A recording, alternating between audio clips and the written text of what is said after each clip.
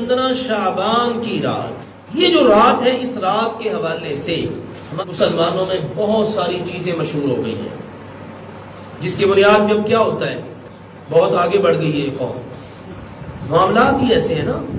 اب ذرا سا وہ کہتے ہیں نا، آپ ذرا ہمیں قدم رکھنے کا موقع دیں صحیح، لیٹنے کی جگہ ہم خود ہی بنا لیں گے۔ دین کے معاملے میں تو خاص طور پر ایسا ہے نا۔ اب آپ تصور کیجئے، غور کیجئے، حالت کیا بن چکی ہے، آتش بازیاں ہو رہی ہیں ساری رات، اللہ معاف فرمائے، پٹاخے چل رہے ہیں۔ کن کا کام ہے یہ؟ آتش پرستوں کا۔ کر کون رہے ہیں؟ مسلمان۔ اور کیا ہو رہا ہے جی؟ یہ عبادت ہو رہی ہے جی، یہ عبادت کی رات ہے، یہ جی لیلۃ البراء ہے، معاذ اللہ ثم معاذ اللہ۔ ابھی بتاتا ہوں کہ قرآن و حدیث میں اس کی کیا حیثیت ہے، لیکن آئیے پہلے ذرا حالات تو دیکھ لینا۔ بہت سارے لوگ مجالس کرتے ہیں، محافل کرتے ہیں، پروگرام ہو رہے ہوتے ہیں، ساری رات مساجد کے سپیکر چل رہے ہوتے ہیں۔ اب مسلمانوں کو تنگ کرنے والا معاملہ کدھر ہے؟ تکلیفیں دی جا رہی ہیں، لوگ اذیت میں ہیں، راہ گزرتے لوگوں کو تنگ کیا جا رہا ہے، ان کے قدموں میں لا کر پٹاخے چھوڑے جا رہے ہیں، اور جس وقت کوئی بیچارہ ڈرتا ہے، خوف زدہ ہوتا ہے، تو اب اس پر تالیاں بجائی جاتی ہیں، ہنسا جاتا ہے، مذاق اڑایا جاتا ہے، پھر کھانے پینے کے پروگرام ہیں، پھر اگلے دن کے روزے کا اہتمام ہے۔ یہ سارا کچھ، اس کے علاوہ بھی جو کچھ ہے، یاد رکھیے اس میں سے کسی کا بھی قرآن و سنت میں کوئی ثبوت نہیں۔ جتنی اس کے متعلق روایات ہیں وہ سب کی سب موضوع ہیں، من گھڑت ہیں، وہ سیدنا علی کی طرف منسوب کر دی رضی اللہ تعالی عنہ، ایسا کچھ بھی نہیں ہے۔ ہاں ایک روایت ہے، اس کے طرق اتنے زیادہ ہیں، سندیں اتنی زیادہ ہیں کہ وہ ساری مل کر ایک محدث ہیں شیخ البانی رحمہ اللہ تعالی، اور ایک ان کے شاگرد ہیں شیخ شعیب الارناؤوط، ان دو ائمہ رحمہم اللہ تعالی نے اس حدیث کو بہت زیادہ سندوں کی وجہ سے صحیح قرار دیا ہے۔ ان کے علاوہ باقی تمام محدثین نے اس کو بھی ضعیف ہی قرار دیا ہے، لیکن چلو ہم مان لیتے ہیں وہ صحیح ہے، لیکن پورے ذخیرہ احادیث میں صرف ایک حدیث صحیح ملی، اور وہ بھی کیا ہے؟ ذرا غور سے سنیے گا اس حدیث کو۔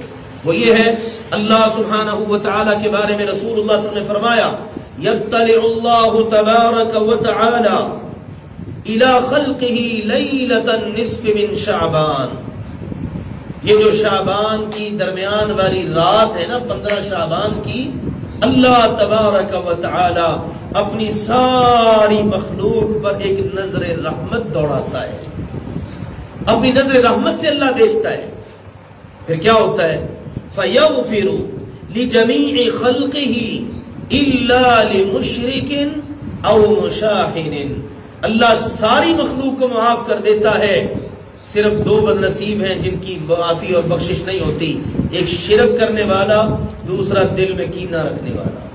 بس یہ 2 کام، ان سے بچنا ہے اگر معافی لینی ہے۔ کرنے والا کام یہ ہے اگر کرنا ہے، باقی کسی کام کی کوئی حیثیت نہیں ہے، روٹین کی آپ نے رات گزارنی ہے، اور اگر دل میں کینہ حسد نہیں ہے، عقیدے میں شرک نہیں ہے، تو انشاءاللہ اس رات اللہ کے فضل و کرم سے معافی ہو جائے گی۔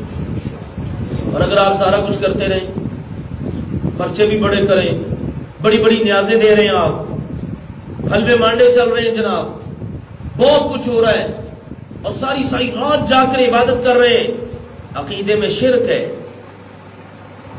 اور دل میں کسی مسلمان کے متعلق نفرت ہے، خاندانوں میں، بہن بھائیوں میں، مسلمانوں میں آپس میں نہیں بنتی، دلوں میں حسد، کینہ، بغض، نفرتیں بھری پڑی ہیں، تو حدیث پاک بتا رہی ہے ایسے لوگوں کی بخشش نہیں ہوتی۔ اس لیے 15 شعبان کی جو رات ہے نا، اس کے متعلق قرآن پاک میں اور حدیث پاک میں صرف یہ ایک دلیل ملتی ہے، اس کا اہتمام کیجئے۔ اگر کوئی شخصی کہتا ہے اچھا اگر اس رات میں بخشش ہوتی ہے تو پھر ہمیں عبادتیں کر لینی چاہیے، بھئی عبادت کی تو کہیں تلقین ہی نہیں ہے، عبادت کی کہیں تلقین نہیں ہے۔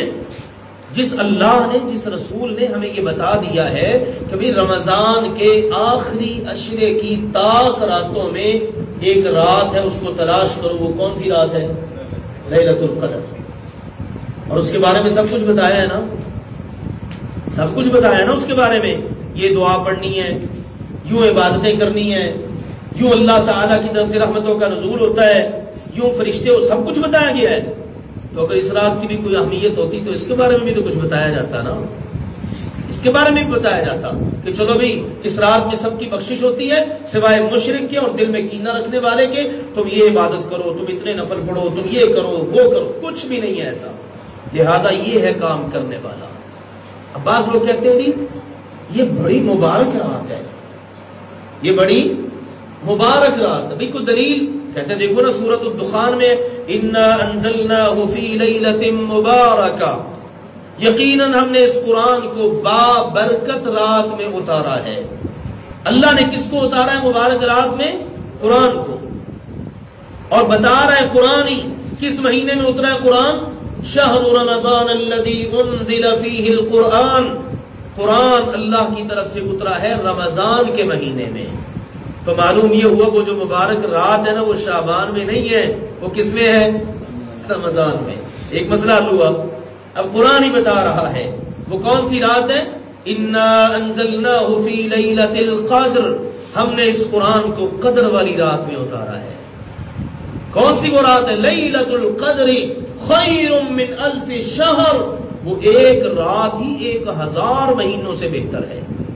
یہ وہ رات ہے جس میں اللہ نے لوح محفوظ سے آسمان دنیا پر یک بار کی مکمل قرآن اتار دیا، وگرنہ تو یہ قرآن تھوڑا تھوڑا کر کے نبی اکرم صلی اللہ علیہ وسلم پر تقریباً 23 سال کی مدت میں مکمل ہوا ہے نا، لیکن یک بار کی جو اللہ نے یہاں پر ذکر کیا ہے رمضان المبارک میں لیلۃ القدر میں، وہی مبارک رات ہے اللہ نے لوح محفوظ سے آسمان دنیا پر اپنے کلام کو اتار دیا۔ تو معلوم ہوا لیلہ مبارکہ بابرکت رات وہ 15 شعبان کی رات نہیں ہے، بلکہ وہ لیلۃ القدر ہے۔ اس رات کی کوئی شرعی حیثیت نہیں ہے، زیادہ سے زیادہ یہ ہے ہم نے اپنے عقیدے کو ہر وقت ہی صاف ستھرا رکھنا ہے، تاکہ جب 15 شعبان کی رات کو بھی ہمارے رب تعالیٰ کی ہمارے دلوں پر نظر پڑے تو ہمارا دل توحید کے نور سے منور نظر آئے، ہمارے دل پر ہمارے رب کی نظر پڑے تو ہمارے دل میں کوئی کینہ حسد بغض کسی مسلمان کے بارے میں نہ ہو۔ بڑے طریقہ کیا ہے؟ اگر اللہ کے ساتھ گناہ کا تعلق ہے تو سچی توبہ کیجیے، گناہ پر نادم ہو جائیے، گناہ کو چھوڑ دیجیے۔ مثال ہے آپ اگر نماز نہیں پڑھتے تو نماز نہ پڑھنے کے عمل پر نادم ہو جائیں، اللہ میں اتنا ناکارہ، میں نماز ہی نہیں پڑھتا تھا، اب نماز پڑھنا شروع کر دیں اور آئندہ اس پر مستقل مزاجی کے ساتھ گزشتہ کی توبہ کر لیں تو انشاءاللہ اللہ کے ساتھ گناہ کا معاملہ صاف ہو جائے گا۔ ٹھیک ہے نا؟